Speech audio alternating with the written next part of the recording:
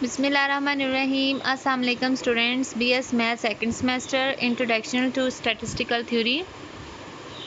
बेटा आज का हमारा टॉपिक है derivation of rank correlation. Rank correlation में बेटा हमने टाइप पढ़ी है स्पेयरमैन रैंक कोरिलेशन। हमने स्पेयरमैन रैंक कोरिलेशन पढ़ चुके हैं और साथ में हमने rank correlation for tied observation भी कर चुके हैं। Derivation of rank correlation. Let a set of n objects be ranked with respect to character a x1 x2 up to so on xn according to character b as y1 y2 up to so on n। मतलब हमारे पास एक character a है और दूसरा character b है। a के अंदर हमारे पास x की वैल्यूज़ हैं और b के अंदर हमारे पास y की वैल्यूज़ हैं। We assume that no two or more objects are given the same ranks tied।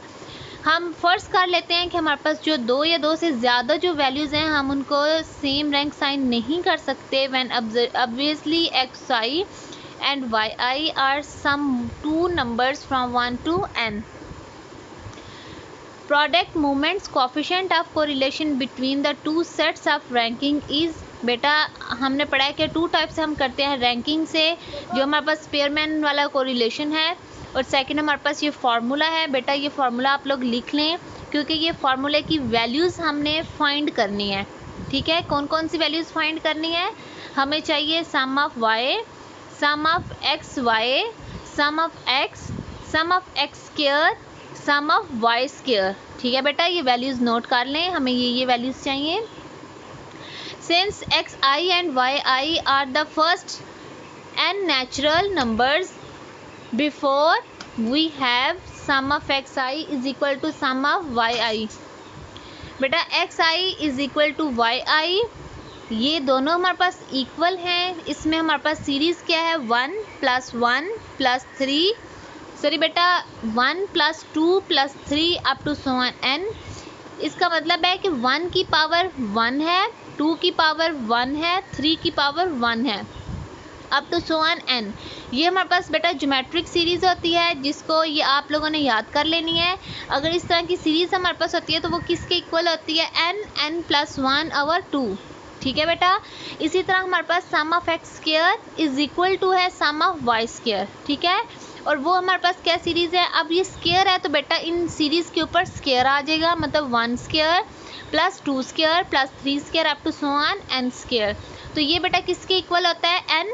n + 1। अब चूँकि हमारे पास स्क्वायर है तो 2n + 1 / 6। ठीक है बेटा, ये आपने सीरीज़ याद करनी है। ठीक है, ये इसके इक्वल होती हैं। थर्ड हमने फाइंड करना है सम ऑफ x - x बार का होल स्क्वायर। अब हमने वैल्यूज़ फाइंड करनी है उसकी, क्योंकि हमारे पास sum of y minus sum of y whole square over n, या फिर बेटा अब ऊपर देखें हमारे पास summation x is equal to summation y है, फिर समेशन x स्क्वायर इक्वल है समेशन y स्क्वायर के। अब ये जो फार्मूला लिखा हुआ है हमारे पास summation y square minus summation y का whole square divided by n, ये इक्वल होगा summation x square minus summation x का होल स्क्वायर ओवर n। चूँकि x इक्वल है y के तो ये हमारे पास फार्मूला भी इक्वल होगा x के। अब इस फार्मूले को ओपन करें तो बेटा ये यहाँ पे लिखा सामने नज़र आ रहा है समेशन xi माइनस x बार का होल स्क्वायर, वो इक्वल है समेशन y माइनस समेशन बार का होल स्क्वायर। ठीक है, तो ये फार्मूला ओपन करेंगे a square + b square minus 2ab। ठीक है बेटा, फर्स्ट हमारे पास समेशन वाई स्क्वायर की वैल्यू, आप देखें समेशन वाई स्क्वायर की वैल्यू हमने क्या फाइंड किया है? ये ऊपर लिखी हुई है सेकंड के ऊपर जो हमारे पास स्क्वायर वाली वैल्यूज़ हैं ये किसकी इक्वल आ गई हैं? n + 1 2n + 1/6 के माइनस, आप देखें समेशन y का होल स्क्वायर। तो बेटा ये जो फर्स्ट वैल्यू है, ठीक है, जो फर्स्ट हमारे पास n + 1/2 है, इसका होल स्क्वायर करेंगे और डिवाइडेड बाय n। बेटा ये ऊपर वाला n और डिवीजन वाला n कटिंग हो जाएगा, एक n हमारे पास रह जाएगा, उसमें हमने पुट कर दी वैल्यूज़। अब हमारे पास n² + 1 का होल स्क्वायर आ गया है। बेटा इस होल स्क्वायर को हम ओपन करेंगे। सेकंड स्टेप में देखें हमारे पास जो n, इसमें हमने a² + b² + 2ab फाइंड किया। बेटा वो वाला फार्मूला लगा के ये इक्वेशन हमने फाइंड की है। फिर थर्ड वाले में हमने जो first n square plus n 2n + 1 है बेटा, हमने उसको सिंप्लीफाई किया, मल्टीप्लाई किया है। थर्ड में हमने फोर्थ स्टेप में बेटा हमने एलसीएम ले लिया है। एलसीएम लेने के बाद हमने उनको फाइंड किया है, ठीक है। एलसीएम ले लिया बेटा हमने, एलसीएम लेने के बाद हमने उनको मल्टीप्लाई करना है। मल्टीप्लाई करके लास्ट स्टेप में बेटा देखें हमने क्यूब वाली वैल्यूज़ को एक साथ लिख लिया है, स्क्वायर वाली वैल्यूज़ को एक साथ लिख लिया है और n वाली वैल्यूज़ को हमने एक साथ लिख लिया है, ठीक है बेटा। जो लास्ट में हमारे पास बचेगा n³ + n / 12 n² + 1/12। ये बेटा इक्वेशन नंबर 1 का नाम देंगे क्योंकि ये इक्वेशन नेक्स्ट यूज़ होगी, इसलिए मैंने इस इक्वेशन को ए का नाम दे दिया है। अब हमने फाइंड क्या कर लिया है, अब हमने sum of y² minus sum of y whole square over n is equal to sum of x² minus sum of x का होल स्क्वायर ओवर n, ये दोनों इक्वल हैं और ये दोनों ही किसके इक्वल हैं, n² + 1 / 12।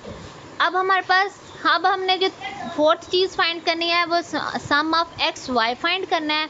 अब हमें सम ऑफ एक्स वाई फाइंड करने के लिए हमने डिफरेंस का फार्मूला लेंगे बेटा। डिफरेंस का फार्मूला हमारे पास क्या होता है, x - y।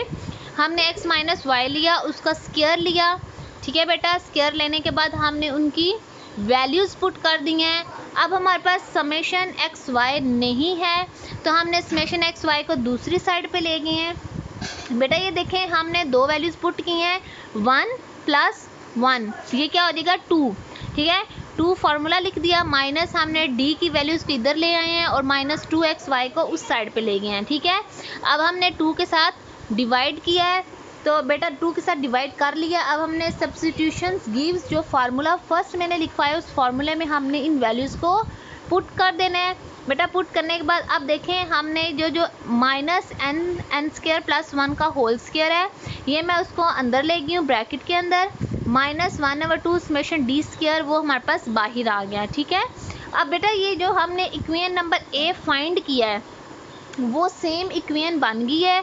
अब उस इक्वेशन को हम अगेन यहाँ पे पुट करेंगे तो लास्ट में हमने सिंप्लीफाई किया, अलग अलग कर लिया। समेशन n² + 1 को एक साथ पे लिख दिया, साथ में इक्वेशंस को हमने दूसरी पे लिख दिया, ये दोनों कटिंग हो गए, 1 आ जाएगा।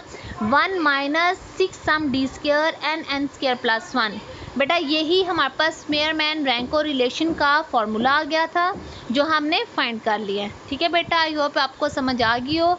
एक दफ़ा आप लोग नोट कर लेना, उसके बाद आप लोग इसको अगेन मेरे लेक्चर को सुन लेना तो ज़्यादा अच्छे से क्लियरली समझ आ जाएगी।